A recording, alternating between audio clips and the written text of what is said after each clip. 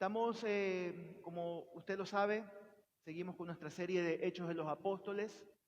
Estamos en nuestra temporada que se llama Hacia Adelante. Y pues, como usted ya sabe, hemos venido estudiando el libro de los Hechos. Y tal vez para los que han llegado recién o para los que somos malos muchas veces para recordar algunas cosas, quiero hacer brevemente una retroalimentación así rápida, ¿no? Si usted recuerda en el capítulo 1, el Señor le dice a toda la gente, le dice, quédense quietos y ustedes recibirán poder para ser mis testigos, ¿no? Y vemos pues, después en el capítulo 2 que se cumple esa promesa. En Hechos 2 vemos que viene el Espíritu Santo sobre la iglesia y que toda la iglesia es bautizada y que todos empezaron a hablar en las diversas lenguas de las personas que habían en ese lugar, ¿no? Había gente de todo el mundo que había llegado a adorar porque había la fiesta del Pentecostés, es una fiesta antigua del Antiguo Testamento, y mucha gente llegaba a adorar en el templo, ¿no? Pero justamente en ese tiempo la iglesia es llena o bautizada en el Espíritu Santo. Con la predicación de Pedro, 3.000 personas se bautizan. ¿Te recuerdas lo que pasó ahí? ¿No? Y de ahí en el capítulo 3 es increíble que estos hombres llenos del Espíritu Santo, puntualmente Pedro y Juan, van al templo a orar. Ellos no se desconectaban del Señor a pesar de la fama que tenían. Van al templo a orar y se encuentran con un cojo de nacimiento y oran por este hombre. No tengo oro ni plata, lo que tengo te doy. En el nombre de Jesucristo, levántate y anda. Este cojo se levanta, empieza a correr por todos lados, a gritar. Estaba alabando al Señor porque no podía creer lo que le estaba pasando. Y esto pues se descontroló. La gente se empezó a amontonar. Habían como 5.000 personas viendo lo que estaba pasando. Y otra vez Pedro empieza a predicar. 5.000 personas creen, pero empieza pues los problemas. Los llevan presos, los meten en la cárcel. Al día siguiente tienen que comparecer ante un concilio. No estaban ante una corte, habían sido acusados. Los amenazaron de que no sigan predicando en ese nombre. Y en el capítulo 5 es la historia de Bernabé, ¿no? La Biblia dice que mucha gente vendía sus propiedades y las ponía a los pies de los apóstoles. Y vemos también pues que este hombre Bernabé, que es un ejemplo de consolación, de generosidad, versus esta parejita que se llamaban Ananías y Zafira, que ellos trataron más bien de aparentar lo que no eran, ¿no?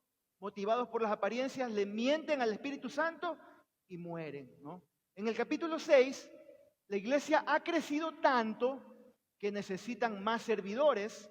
Eso lo vimos hace 2 semanas atrás, perdón. Y los apóstoles atacan el problema, no atacan a las personas, y escogen 7 servidores para que se encarguen de servir a las mesas, ¿no? Hasta ahí estamos claros, ¿no? Capítulos 6 y 7 relata la historia de un hombre que, a pesar de que era uno de los servidores, no era uno de los apóstoles, llamado Esteban. Esto lo vimos la semana anterior. Este hombre empieza a testificar y a hacer milagros. Y este hombre, pues, ¿qué pasa con él? ¿No? Siendo un hombre bueno, siendo un hombre lleno del Espíritu Santo, siendo un hombre lleno de poder, dice la Biblia que fue apedreado, que murió, lo apedrearon. Él dio testimonio delante de toda esa junta totalmente corrupta, ¿no? Que habían convertido la religión judía en toda una corrupción. Él les habla, va por todo el Antiguo Testamento hablándoles y les termina diciendo: ustedes son duros de corazón, duros de cerviz, ustedes se resisten al Espíritu Santo. Y esa gente se enfurece y lo sacan fuera de la ciudad. Y él, ahí afuera de la ciudad, dice: veo al Hijo de Dios parado ahí en el lugar de honor a la diestra de Dios. Ellos se enfurecen tanto y lo empiezan a apedrear a este hombre, ¿no? Y que había un hombre, un joven llamado Saulo, que estaba ahí dando votos o aplaudiendo y diciendo: mátenlo, Saulo de Tarso. Quédese con ese nombre porque en las próximas semanas vamos a estar hablando mucho de Saulo de Tarso, ¿no? Él dio voto y fue testigo de sus palabras y él les cogió la ropa a toda esta gente, las puso ahí a los pies de él, mientras ellos empezaron a apedrear a Esteban. Apedrear. ¿Hasta aquí nos hemos quedado? ¿Sí? Hasta aquí el recuento de hasta Hechos 7. ¿Estamos bien? ¿Le está sirviendo esta serie? ¿Estamos aprendiendo? ¿Sí? ¿Está enganchado? Así como las series de Netflix. Stranger Things. Qué linda, qué serie. No vea eso. Engánchese con vamos adelante. ¿No? Engánchese acá. ¿No? Y hoy entramos en el capítulo 8 del libro de Hechos. Y vemos que la iglesia empieza a tener dificultades. ¿Cuántos están pasando por dificultades en estos días? Levánteme la mano. Algunos a 2 manos. Es interesante, hermanos, que la vida es así. Siempre que posiblemente las cosas están bien, van a llegar algunas dificultades. Pero eso nos hace recordar que usted y yo vivimos en un mundo caído. Vivimos en un mundo caído, en un mundo que hay muchos desafíos. Recuerde, estoy cambiando la palabra problemas por desafíos. Estamos en un mundo que hay muchos desafíos. Y para la iglesia primitiva empezó un momento muy complicado. Aquí es en el momento donde las papas empiezan a quemar. Es el momento donde viene la olla de presión y empieza a ebullir. Es el momento cuando el oro está ahí quemándose y empieza a salir todas las impurezas. Es un momento muy difícil. Y miren lo que dice Hechos 8, del 1 al 4. Dice, ese día empezó una gran ola de persecución que se extendió por toda la iglesia de Jerusalén. Y todos los creyentes, excepto los apóstoles, fueron dispersados por las regiones de Judea y Samaria. Versículo 2. Con profundo dolor, unos hombres consagrados enterraron a Esteban y Saulo iba por todas partes con la intención de acabar con la iglesia. Iba de casa en casa sacando a rastras a tanto hombres como mujeres y los metía en la cárcel. Así los creyentes, que se esparcieron, predicaban la buena noticia acerca de Jesús a donde quiera que iba, ¿no? Según este texto, amados, la iglesia estaba siendo muy atacada, ¿no? Y podemos ver que la iglesia está pasando por un tiempo difícil, ¿no? Tan difícil era que la gente empezó a tener miedo, que la gente empezó a amedrentarse, ¿no? Y podemos ver en este texto 3 cosas importantes que quiero compartir con usted, ¿no? La perspectiva del enemigo, de lo que el enemigo quería hacer, pero también lo que los cristianos debían hacer y lo que Dios, los planes de Dios en cada uno de nosotros cuando usted y yo confiamos en Él. 3 cosas importantes. ¿Cuáles son los planes malévolos del enemigo? Lo que el enemigo quiere hacer. ¿Cuál debe ser la perspectiva de usted como hijo de Dios? Como mi perspectiva como hijo de Dios. Y sobre todas las cosas, la soberanía de Dios y los planes. Cómo Él se mueve aún en medio de los momentos más oscuros que usted y yo estamos viviendo. ¿Amén? ¿Estamos listos? Número 1, ¿qué es lo que el enemigo quiere hacer? No. Y esto es algo que usted y yo siempre tenemos que recordar, hermanos. Siempre. Nosotros somos la iglesia de Cristo. ¿Cuántos aquí son la iglesia de Cristo? Somos la iglesia de Cristo. Y los que no lo son, bienvenidos. Tú y yo, tú puedes ser parte de esto. No tienes que pagar una membresía. No tienes que hacer nada. Simplemente creer en Cristo para ser parte de la iglesia de Cristo. ¿Amén? ¿Cuántos cristianos dicen amén a eso? Somos la iglesia de Cristo y como somos la iglesia de Cristo, el enemigo siempre va a atacar los planes de la iglesia de Cristo. Nadie dijo amén. ¿Y sabe por qué no decimos amén? Porque no nos gusta que nos ataquen. ¿A quién le gusta ser atacado? A nadie le gusta ser atacado. A mí no me gusta ser atacado. ¿Ya? ¿Qué es la reacción normal cuando alguien es atacado? Va entrando un puñete y el otro va saliendo. Muchas veces somos así. No nos gusta ser atacados. Pero la realidad es esa. Aquí está la iglesia de Cristo. Nosotros somos parte de la iglesia de Cristo y el enemigo quiere atacar la iglesia de Cristo. Recuerde hace unas semanas atrás que yo le dije que habían dos formas como el enemigo ataca a la iglesia. El enemigo viene primero como león rugiente desde afuera, tratando de amenazar, de amedrentar, de hacerte sentir miedo, de que tú vuelvas atrás, de que tú retrocedas, ¿no? Pero cuando no puede por ese medio, entonces trata de, como no puede externamente, entonces se mete como serpiente, como culebra. ¿Y sabes lo que hace? Trae discordia, trae chismes, trae división, trae problemas.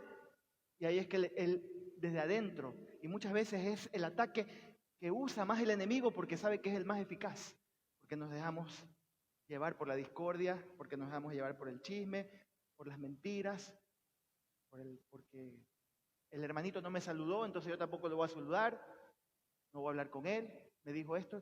Entonces, así ataca el enemigo. Eso es lo que hace el enemigo y eso es lo que hace también en tu casa. No solamente aquí en la iglesia. Él quiere que tu casa también esté dividida, ¿no? Él quiere que tu casa esté destruida. Eso es lo que quiere el enemigo. La Biblia dice, el enemigo ha venido para hurtar, matar y destruir. Eso es lo que quiere el enemigo.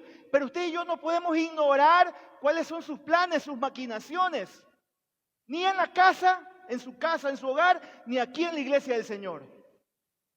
Le decimos no al enemigo, le decimos no a la división, le decimos no al chisme, le decimos no a la murmuración, le decimos sí a la unidad. Podemos tener diversas formas de pensar. Yo no puedo pensar igual que mi hermana, pero sí podemos respetarnos y tener unanimidad y unidad. ¿Ven? Y eso también debe pasar en su casa. A pesar de las diferencias que tengo, yo te amo. A pesar de que no estoy de acuerdo contigo, yo te amo. Y estoy a tu lado. Y somos un solo frente. Amén. Y aquí como iglesia, hemos decidido el liderazgo ser un solo frente. A pesar de nuestras diferencias, somos un solo frente. Y caminamos firmes porque queremos ver esta iglesia victoriosa. Amén. Amén. Denle un aplauso al Señor. Veo que quieren aplaudir a algunos.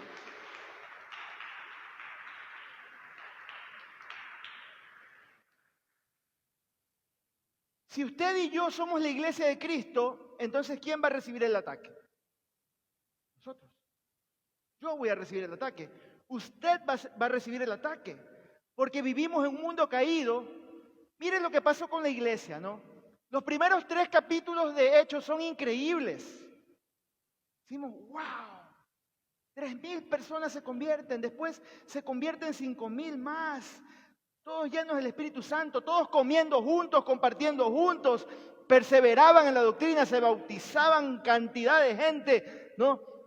Pero ahora llegamos al versículo 8:1 y mira lo que encontramos. En ese día comenzó una gran ola de persecución que se extendió por toda la iglesia de Jerusalén. ¿Cuál fue aquel día? ¿Cuál fue aquel día? El día que apedrearon a Esteban.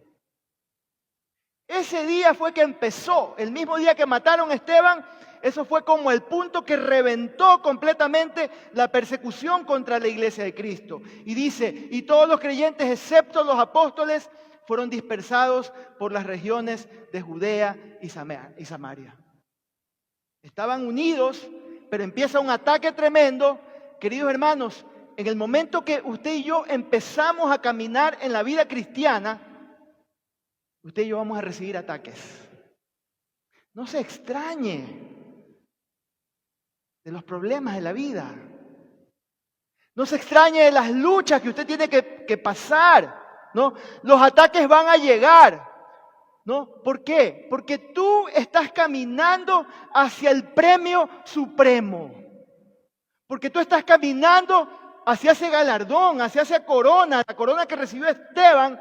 esa corona también te está esperando a ti y a mí. Dice, al que venciere, le daré la corona. Y el enemigo no quiere que usted venza. El enemigo no quiere que usted persevere. El enemigo quiere que usted se amedrente, que tenga miedo, que vuelva atrás, que vuelva al mundo, que vuelva al licor, que vuelva a la chupa, a las mujeres, al relajo. Eso es lo que el enemigo quiere, que usted vuelva a tener problemas en su casa. El enemigo no está feliz porque usted es una hija de Dios. El enemigo no está conforme con eso. Él está buscando la manera de hacerle daño, ¿no? Porque usted y yo estamos caminando hacia la salvación eterna y estás caminando en el propósito por el cual Dios te ha creado. Eso le estorba al enemigo, ¿no? El enemigo no te ataca cuando tú no representas ningún peligro. Ningún enemigo ataca cuando usted y yo no representamos peligro. Nadie va a gastar fuerzas en algo que no representa ningún peligro. Nadie va a gastar fuerzas ahí.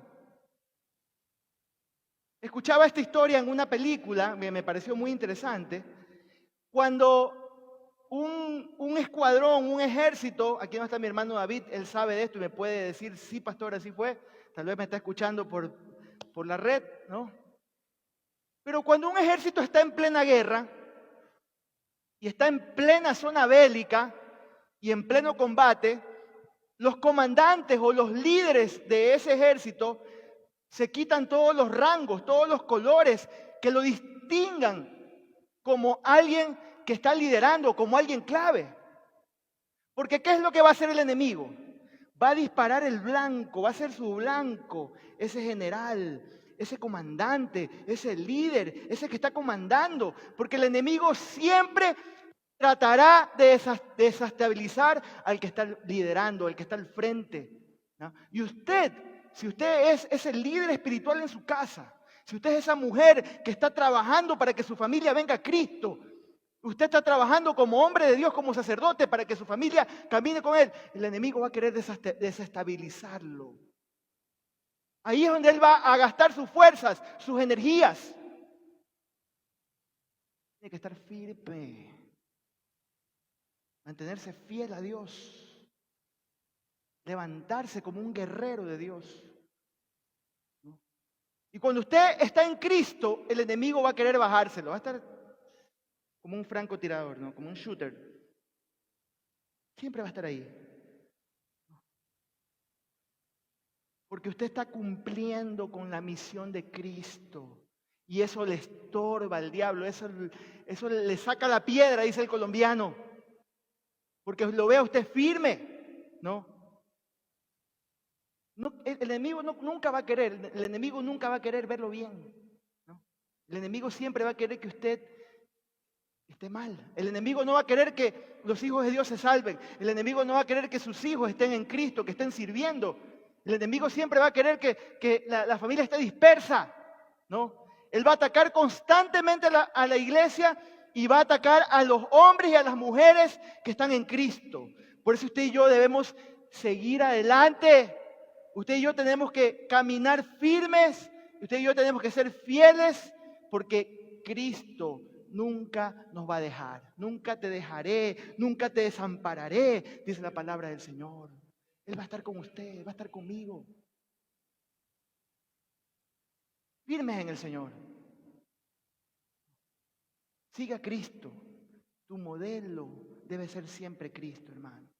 ¿No? Entonces recuerde, la iglesia de Cristo está expuesta a los ataques. El texto dice, y Saulo, Hechos 8.1, si usted va un poquito más arriba, ¿no? La primera parte del texto, mire lo que dice 8.1 al principio, dice, Saulo fue uno de los testigos y estuvo totalmente de acuerdo con el asesinato de Esteban, ¿no? Entonces, podemos decir, qué tremenda persecución, ¿no? Pero, ¿en quién se convirtió Saulo después? ¿Usted recuerda? ¿Usted sabe? ¿En quién? ¿En quién? En el apóstol Pablo. Saulo se convirtió en Pablo. Y si Saulo se convirtió en Pablo, yo me imagino que tiene que haber sido difícil para la gente, ¿no? Ver convertido a quien aplaudió y consintió en el asesinato de Esteban. Él fue quien aplaudió para que maten a mi amigo Esteban. Y Saulo pensaba, hermanos, en ignorancia, porque él lo dice más adelante en sus cartas, Él pensaba que al perseguir la iglesia estaba haciendo lo correcto, ¿no? Pero realmente estaba siendo usado por el diablo para hacer el mal. El verbo que usa aquí el texto dice, y Saulo asolaba la iglesia. ¿Sabes lo que significa la palabra? En griego original la palabra asolar es como cuando un animal, una bestia salvaje está despedazando a su presa. Eso es lo que estaba haciendo Saulo. Lo que quería hacer Saulo, por lo menos. Estaba persiguiendo a Cristo. Persiguiendo a Cristo. Y tratando de despedazar ese nombre. Y tratando de despedazar a los que seguían a Cristo. Pero recuerden lo que dice Efesios 6:12. ¿No? Porque no luchamos contra gente como nosotros, sino contra espíritus malvados que actúan en el cielo. Ellos imponen su autoridad y su poder en el mundo actual. Mi pelea no es con mi esposo terco. Mi pelea no es contra mi esposa, que no me quiere obedecer. Mi lucha no es contra mis hijos. Mi lucha no es contra mi hermano o mi hermana en Cristo. Mi pelea no es contra las personas que no me comprenden, que no me dejan avanzar. Entonces tengo enojo, me resiento, murmuro, me alejo. El enemigo utiliza todo esto. El enemigo utiliza todo esto, hermano, ¿no?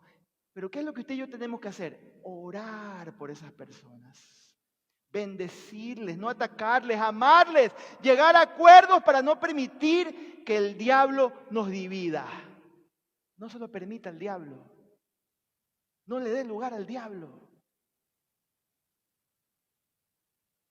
Entonces, ¿qué le puedo decir en esta mañana con respecto a este primer punto?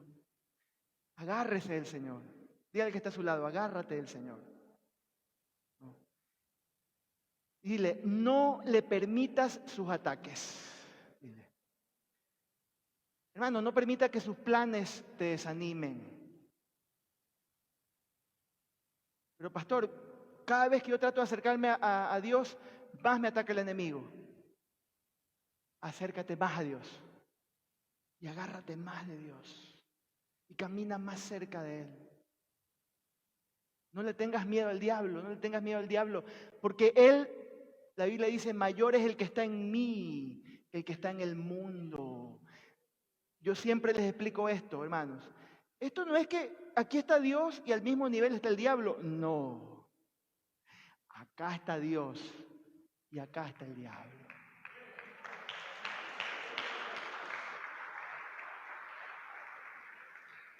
Él tiene que venir a pedir permiso al jefe de los jefes para poder probarlo a usted. Él no puede hacer nada sin el consentimiento de Dios. Y normalmente y ya voy a hablar más adelante de esto. Dios, cuando los hijos de Dios reaccionan de manera correcta y perseveran, Dios revierte esos planes para bendición. Eso es lo que hace Dios. Siempre. A los que aman a Dios, todas las cosas les ayudan a bien. Siempre, hermano. Siempre. ¿No? Entonces, si usted está siendo atacado, es porque usted es clave. Usted es general. Use la armadura de Dios. Agarre su Biblia. Deje que Dios lo ilumine y abra caminos para usted. Entonces, esos son los planes del enemigo. Pero número 2, el creyente, gracias Jesús, el creyente siempre debe llevar su visión en su corazón.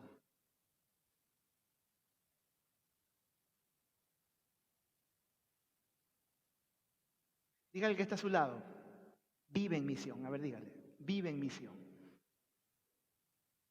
Vive en misión. Yo he aprendido esto en la vida desde hace mucho tiempo atrás, hermanos. Si una organización no tiene una misión, no logra el propósito. Decía un maestro del seminario bíblico, me decía, el que a nada apunta, a nada le pega. Si tú vas por la vida sin un destino, un propósito, un lugar donde llegar, vas a llegar a cualquier parte o terminarás en cualquier parte. ¿No? ¿Cuál es la misión de la iglesia, hermanos? ¿Qué es el propósito de la iglesia? ¿Cuál es el propósito que Cristo nos dejó a nosotros? Hechos 1:8 lo dice claramente, pero cuando venga el Espíritu Santo sobre ustedes, recibirán poder y serán mis testigos, tanto en Jerusalén como en Judea y Samaria, hasta los confines de la tierra. ¿Dónde estaba la iglesia en este momento? Judea y Samaria.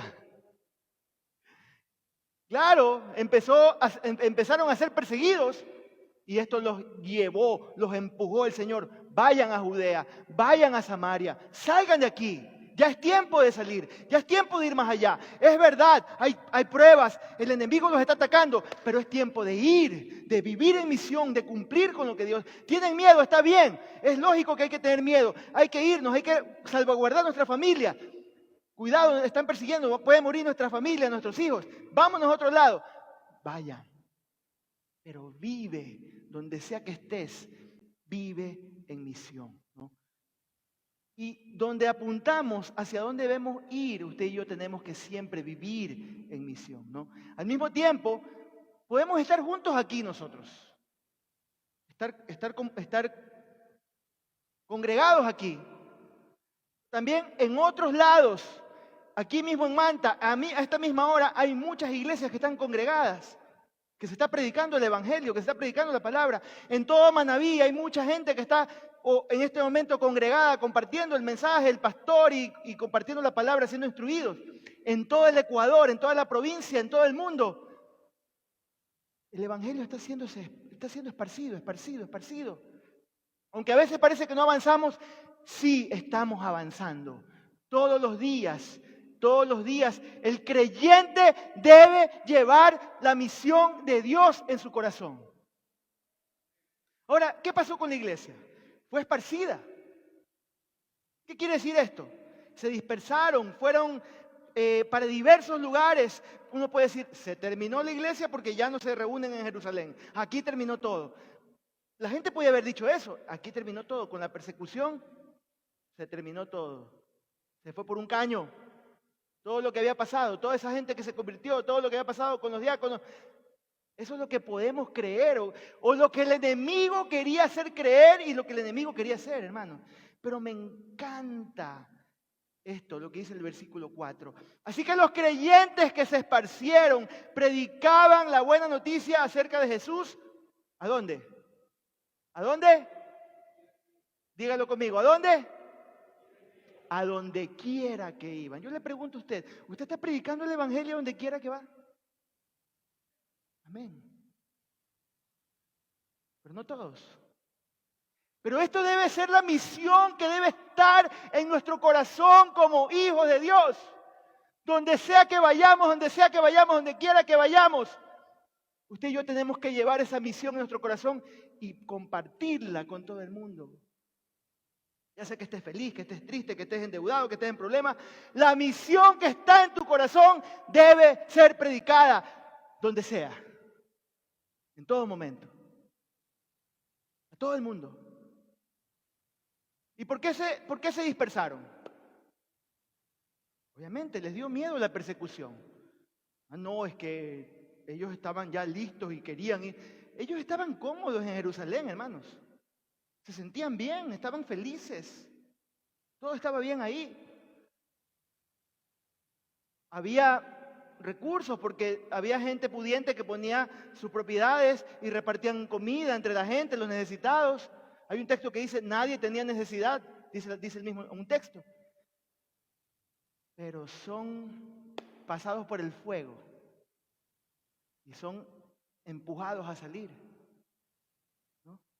Tenían miedo que los maten, que los encarcelen. Cuidaron a sus familias, es propio de cualquier padre de familia. Vámonos, porque aquí se armó. Es propio de cualquier persona. ¿No? Hermano querido, hay miedos buenos y hay miedos malos. Y este sí era un miedo bueno, porque estaban preservando su vida, ¿no? Hay un miedo que nos ayuda a conservar la vida. Y ellos se esparcieron porque estaban conservando la vida de ellos y las de su familia, ¿no? Por ejemplo, hace unos años atrás, yo sé que aquí tengo muy buenos hermanos venezolanos, que ellos se dieron cuenta que estaban en su nación, no sé cómo están las cosas ahora, creo que están mejorando, pero 4 o 5 años atrás, yo sé que ellos pasaron por un tiempo muy duro. ¿Y qué tuvieron que hacer? Similar a esto, tal vez ellos no estaban perseguidos por ser cristianos o por el evangelio, pero tuvieron que salir de su nación para preservar su vida, para un porvenir, para poder salir adelante, y vinieron a países hermanos, ¿no? Como Colombia, Ecuador. Damos un aplauso por los venezolanos que están aquí con nosotros, ¿no? Son de mucha bendición. Y qué mejor que son ahora hijos de Dios, que sirven al Señor. Hay miedos buenos, como este, ¿no? Salgo, soy esparcido porque tengo que preservar a mi familia, ¿no? Ahora, lo interesante de la iglesia primitiva era que ellos estaban llevando la misión. O sea, fueron con una misión en su corazón, ¿no? Y usted y yo tenemos esta responsabilidad gigante. Siempre esta responsabilidad debe estar en nuestra vida. Ya sea que usted esté pasando por una crisis, por una persecución, pasando por pruebas, por luchas, tribulaciones, debe llevar esa misión en su corazón de alcanzar a Cristo para otros. A todos lados. Mire, ¿cuál es la dinámica que tenemos aquí como iglesia nosotros? Que era lo que pasó, lo que pasa de cierto modo aquí, ¿no? Nosotros el día domingo aquí nos juntamos, ¿no? Nos juntamos aquí, estamos juntos. ¿Para qué nos juntamos? Yo lo dije hace unas semanas atrás. En primer lugar, para adorar a Dios. Esa es nuestra prioridad, adorar a Dios. Número 2, para tener comunión unos con otros, ¿no? Qué lindo, me gusta cuando se saludan, se abrazan al final del culto, ¿no? Tal vez hablan con algunos, compartimos. Pero número 3, para ser instruidos, como lo que está pasando en este momento, de instrucción para nuestra vida, ¿no? Inspiración para nuestro corazón, para poder caminar esta semana, una palabra para esta semana, aparte de nuestro devocional personal que debemos tener cada día, que asumo que debe ser así para usted.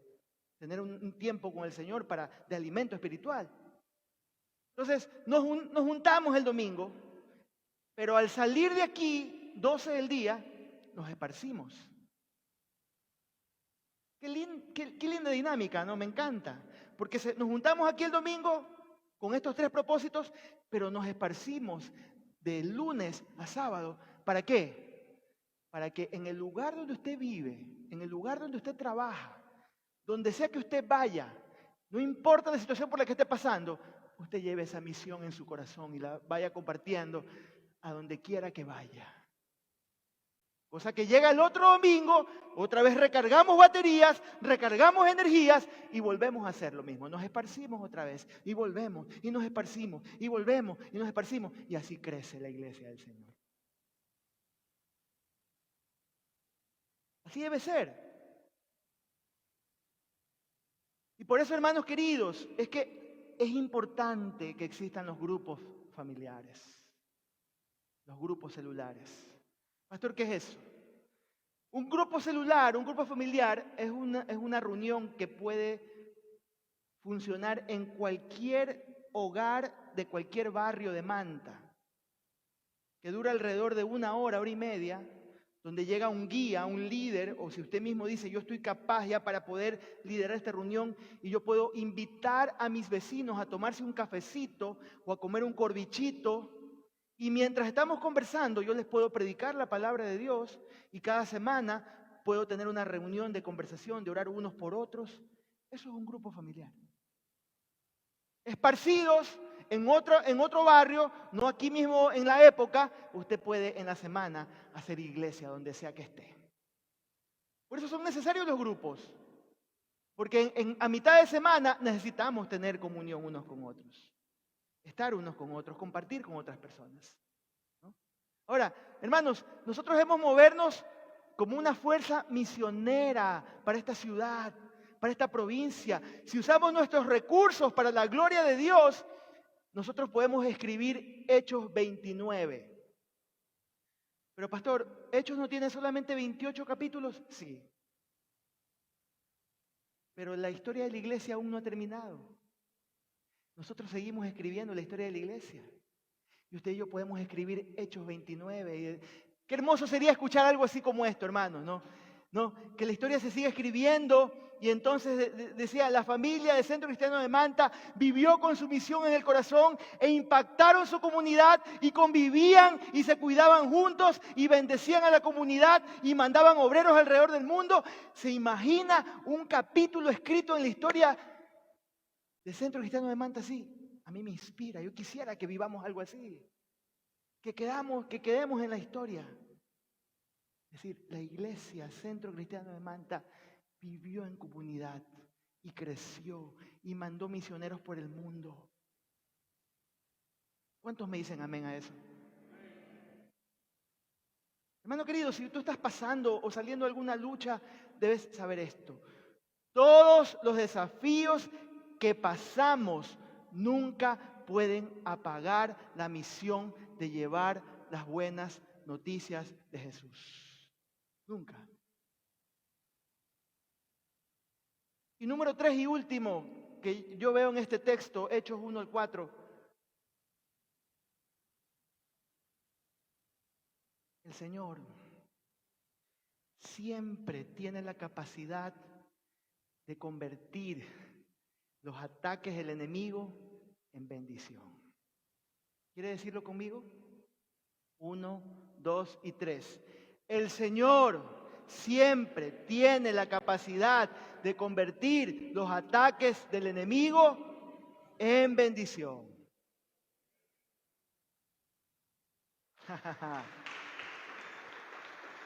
Amén.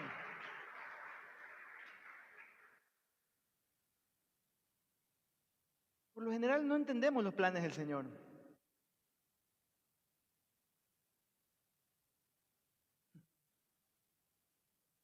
Yo no entiendo los planes del Señor en mi vida, en este tiempo, en esta época de mi vida. Se lo digo de todo corazón. No entiendo aún los planes del Señor. Y lo único que le he dicho al Señor, he aquí tu siervo. Aquí estoy. Por la gracia de Dios, soy lo que soy. Y tú le he dicho al Señor, yo voy a vivir un día a la vez. Voy a caminar la senda que tú quieres que yo camine. Me voy a equivocar, me equivoco a veces, soy imperfecto, a veces me desespero. Pero sigo aquí, le he dicho, Señor, aquí me tienes. Pero por lo general pensamos, qué desgracia. Todo está perdido, decimos, ya se terminó esto, ya no hay oportunidad, ya no hay esperanza. Pero de un momento a otro, vemos cómo Dios usa esas circunstancias, muchas veces dolorosas, para convertirlas en bendición, hermanos. Muchas veces difíciles. Yo me imagino, estoy seguro que usted lo ha vivido, y si no lo ha vivido, en algún momento lo va a vivir. Tal vez usted dice, ya no hay esperanza, esto ya se acabó, ya no hay para qué seguir insistiendo en esto. Y decimos, ya, este es el tiempo, ¿no? Pero más adelante usted se da la vuelta y dice, el Señor es tan bueno, porque el Señor convierte la oscuridad en luz. Esa es su especialidad, querido hermano, querida hermana, ¿no? Y dice el versículo 4, así que los creyentes que se esparcieron predicaban la buena noticia acerca de Jesús donde quieran que iba. ¿Qué vemos aquí en este texto? ¿Qué está mal? ¿No? Fueron atacados, dispersados, salieron huyendo. Todo terminó aquí, tiene que haber dicho la gente. El diablo estaba así, frotándose las manos y riéndose. Y tal vez decía la gente, y aquí todo acabó. Pero ¿dónde está el bien? La bendición. El evangelio se extendió a una velocidad impresionante, hermanos, ¿no? Porque todos salieron a diferentes lugares y llevaron el mensaje de salvación.